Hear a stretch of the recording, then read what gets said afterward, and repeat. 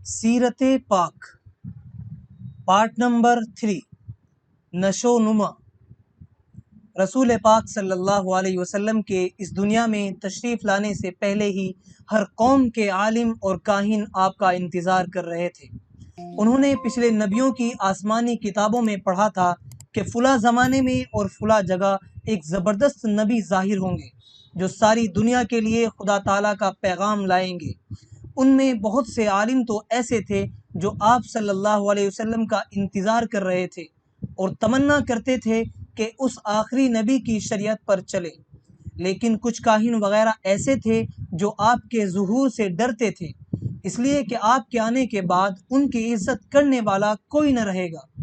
جب حضور صلی اللہ علیہ وسلم پیدا ہوئے تو آپ میں وہ ساری نشانیاں موجود تھیں جو آسمانی کتابوں میں لکھی ہوئی تھی، اسی لیے جب بھی کوئی کاہن اور عالم آپ کو دیکھتا تو وہ فوراً پہچان لیتا تھا کہ آپ ہی وہ آخری نبی ہیں جن کی خبریں سب دیتے آئے ہیں۔ ایک مرتبہ دائی حلیمہ عکاظ کے میلے میں گئی۔ اس زمانے میں حضور صلی اللہ علیہ وسلم ان کے پاس تھے، اس لیے وہ آپ صلی اللہ علیہ وسلم کو بھی اپنے ساتھ لے گئی۔ میلے میں ایک بہت بڑا کاہن آیا ہوا تھا۔ وہ بچوں کو دیکھ کر ان کے مستقبل کا حال بتایا کرتا تھا۔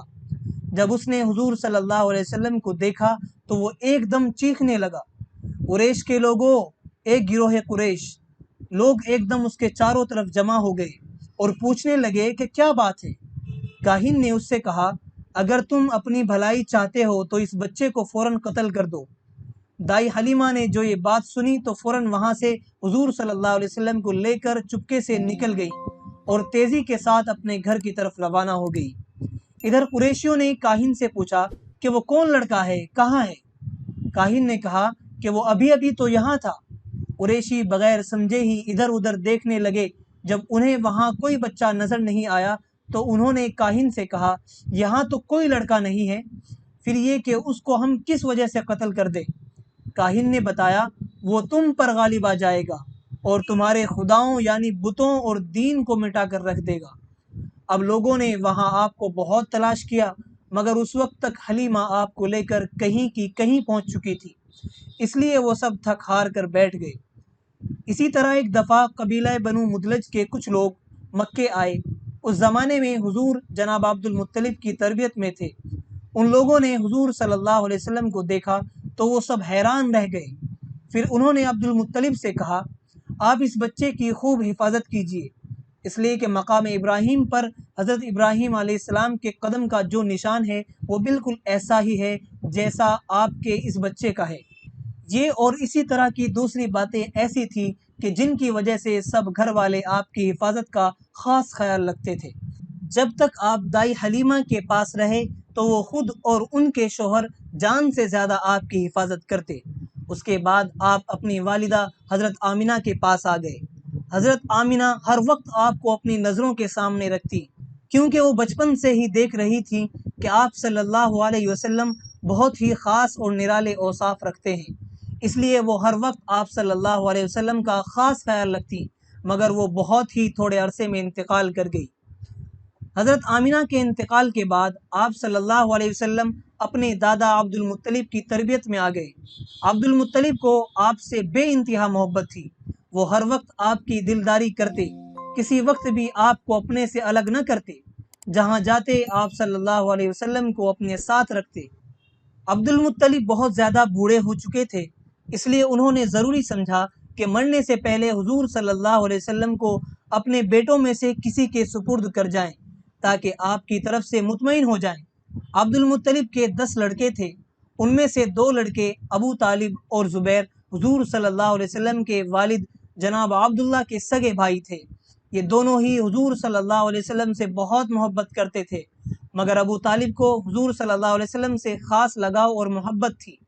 خود حضور صلی اللہ علیہ وسلم بھی ابو طالب سے زیادہ مانوس تھے، اس لیے عبد المطلب نے حضور صلی اللہ علیہ وسلم کو ابو طالب کے سپرد کیا کہ اب وہ آپ کی تربیت اور دیکھ بھال کریں۔ چنانچہ اس کے بعد حضور صلی اللہ علیہ وسلم اپنے چچا ابو طالب کے پاس آ گئے تھے۔ ابو طالب اپنے بھائیوں میں سب سے زیادہ غریب اور مفلس تھے۔ ادھر یہ کہ ان کے اولاد بھی بہت زیادہ تھی، اس لیے وہ اور زیادہ پریشان رہا کرتے تھے۔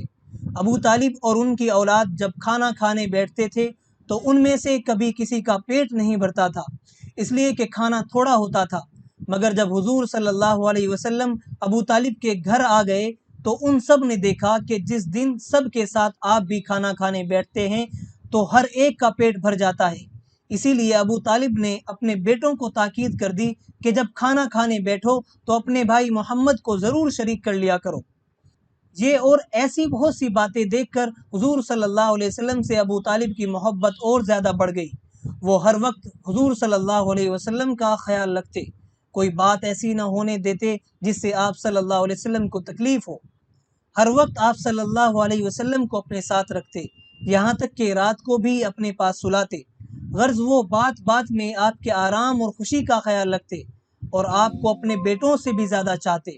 رسول اللہ صلی اللہ علیہ وسلم کو اپنے چچا ابو طالب کے پاس رہتے ہوئے 4 سال گزر گئے۔ اب آپ کی عمر مبارک 12 سال سے کچھ زیادہ ہو چکی تھی۔ آپ ایک خوبصورت وجیح نوجوان معلوم ہوتے تھے۔ اس تھوڑی سی عمر میں ہی آپ کی ہر بات ایسی تھی جسے دیکھ کر سب تعجب کرتے تھے اور آپ کی عزت کرنے پر مجبور ہو جاتے تھے۔ آپ صلی اللہ علیہ وسلم کی گفتگو، آپ صلی اللہ علیہ وسلم کی چال ڈھال اور آپ صلی اللہ علیہ وسلم کے طریقے ایسے تھے جیسے بڑی عمر والے لوگوں کے ہوتے ہیں۔ جب کہیں بچے کھیلتے ہوتے اور آپ بھی وہاں موجود ہوتے تو آپ صلی اللہ علیہ وسلم ان کے ساتھ نہ کھیلتے بلکہ اکثر صرف دور سے دیکھتے رہتے۔ اس عمر میں بھی آپ کی عادت تھی کہ آپ صلی اللہ علیہ وسلم زیادہ تر خاموش رہتے اور تنہائی میں بیٹھتے، نہ کبھی کسی سے لڑتے اور نہ کسی کو برا کہتے۔ ابو طالب آپ صلی اللہ علیہ وسلم کی یہ باتیں دیکھتے تو ان کو بڑا تعجب ہوتا۔ یہی وجہ تھی کہ اب ان کے دل میں آپ صلی اللہ علیہ وسلم کی محبت کے ساتھ ساتھ آپ صلی اللہ علیہ وسلم کی عزت بھی پیدا ہو گئی۔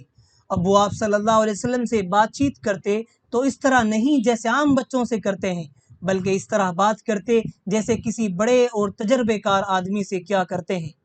اسی زمانے میں ایک دفعہ ابو طالب کو شام کا سفر پیش آیا۔ وہ تجارت کے لیے ایک قافلہ لے کر جا رہے تھے۔ جب چلنے کا وقت آیا تو حضور صلی اللہ علیہ وسلم نے بھی ان کے ساتھ جانے کی خواہش کی۔ ابو طالب فوراً تیار ہو گئے اور آپ کو بھی ساتھ لے لیا۔ یہ مبارک قافلہ جس میں حضور صلی اللہ علیہ وسلم شریک تھے مکے سے روانہ ہو گیا۔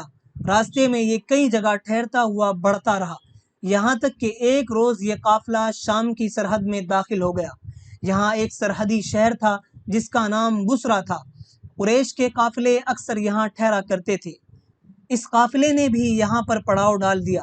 جس جگہ قافلے نے پڑاؤ ڈالا اس کے سامنے عیسائیوں کی ایک بہت بڑی عبادت گاہ تھی۔ اس عبادت گاہ میں عیسائیوں کے ایک بڑے مذہبی پیشوا اور عالم رہتے تھے جن کا نام بحیرہ تھا۔ قریشی قافلے یہاں اکثر ٹھہرا کرتے تھے مگر بحیرہ راہب کبھی ان کی طرف توجہ نہیں کرتے تھے۔ اسی طرح اس دفعہ بھی یہ قافلہ یہاں آ کر ٹھہر گیا۔ سب لوگ سستانے لگے، لیٹ بیٹھ گئے۔ اسی وقت قافلے میں بحیرہ کا قاصد آیا۔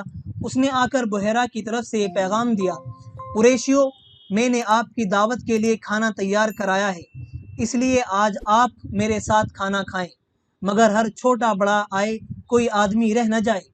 قریشیوں کو اس دعوت پر بہت حیرت ہوئی، اس لیے کہ وہ ہمیشہ سے اس جگہ ٹھہرتے آئے تھے مگر بحیرہ راہب نے کبھی ان کی دعوت نہیں کی۔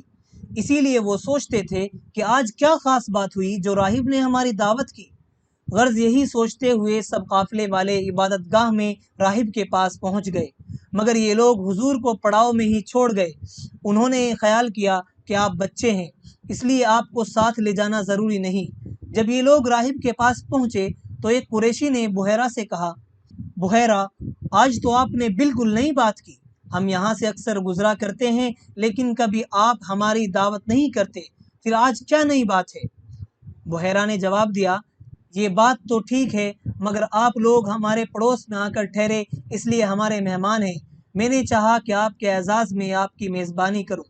بحیرہ نے اپنی مذہبی کتابوں میں حضور صلی اللہ علیہ وسلم کی نشانیاں پڑھی تھیں اور وہ جانتے تھے کہ اب دنیا کی آخری امت کے نبی آنے والے ہیں۔ اس دفعہ جب قریشی قافلہ یہاں آ کر ٹھہرا تو انہوں نے دیکھا کہ بادل کا ایک ٹکڑا ایک قافلے والے پر مستقل سایہ کیے ہوئے ہے اور ان کے ساتھ ساتھ ہے۔ اب راہب نے دیکھا کہ یہ بادل ایک نوجوان لڑکے پر سایہ کیے ہوئے ہے۔ پھر وہ نوجوان ایک درخت کے نیچے بیٹھے تو بدلی درخت پر آ گئی۔ بحیرہ نے اس نبی کی جو نشانیاں پڑھی تھیں ان میں بھی یہ تھی کہ ان پر ایک بادل سایہ کیے ہوئے ہوگا، اسی لیے انہوں نے اپنا اطمینان کرنے کے لیے سب قافلے والوں کی دعوت کی تاکہ خدا کے رسول کو قریب سے دیکھیں۔ چنانچہ جب وہ لوگ آ گئے تو بحیرہ نے ان سب پر الگ الگ نظر ڈالی، مگر ان میں سے کسی کے ساتھ بھی وہ نشانی نظر نہ آئی۔ اسی لیے راہب نے پھر قریشیوں سے کہا، قریشیوں، آپ میں سے کوئی رہا تو نہیں؟ قافلے والوں نے بتایا کہ ہم سب ہی آ گئے ہیں، صرف ایک بچے کو چھوڑ آئے ہیں، وہ کم عمر ہے، اس لیے ہم نے ساتھ لانا ضروری نہیں سمجھا۔ مگر راہب نے پھر اصرار کیا کہ کوئی بھی غیر حاضر نہیں ہونا چاہیے۔ چنانچہ حضور صلی اللہ علیہ وسلم کے تایا حارث جا کر حضور صلی اللہ علیہ وسلم کو بھی لے آئے۔ راہب نے دیکھا کہ جب حضور صلی اللہ علیہ وسلم آ رہے تھے تو اس بادل کا سایہ آپ کے ساتھ ساتھ تھا۔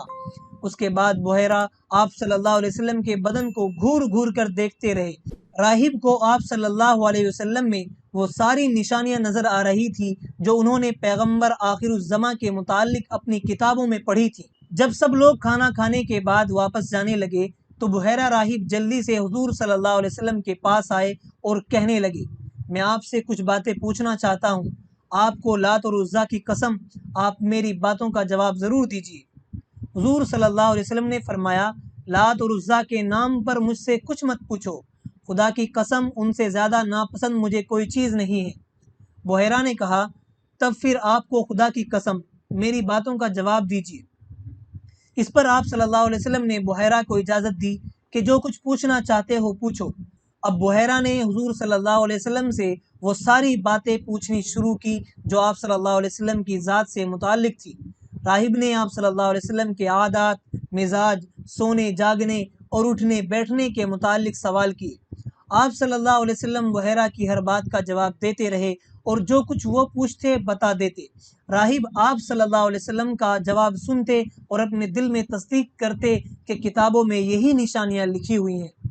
آخر میں بحیرہ نے آپ صلی اللہ علیہ وسلم کی کمر مبارک کھولی اور مہر نبوت کی زیارت کی جو دونوں مونڈھوں کے درمیان میں تھی۔ بحیرہ نے فوراً اس کو بوسہ دیا۔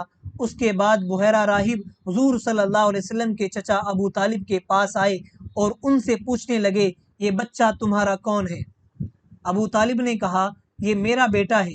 بحیرہ نے انکار میں گردن ہلا کر کہا، ناممکن، یہ ہو ہی نہیں سکتا کہ اس بچے کا باپ زندہ ہو۔ ابو طالب کو بہت حیرت ہوئی، مگر انہوں نے کہا، یہ میرے بھائی کا بیٹا ہے۔ راہب نے پوچھا، اور ان کے باپ؟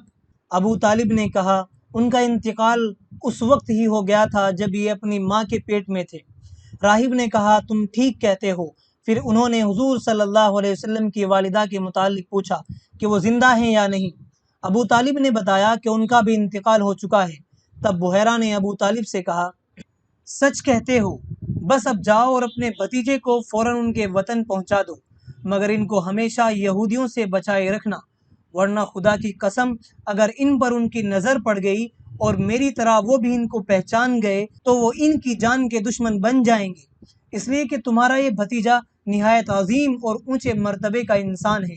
یہ سمجھ لو کہ میں نے تمہیں نصیحت کر کے اپنا فرض پورا کر دیا، بس اب فوراً انہیں لے کر واپس چلے جاؤ۔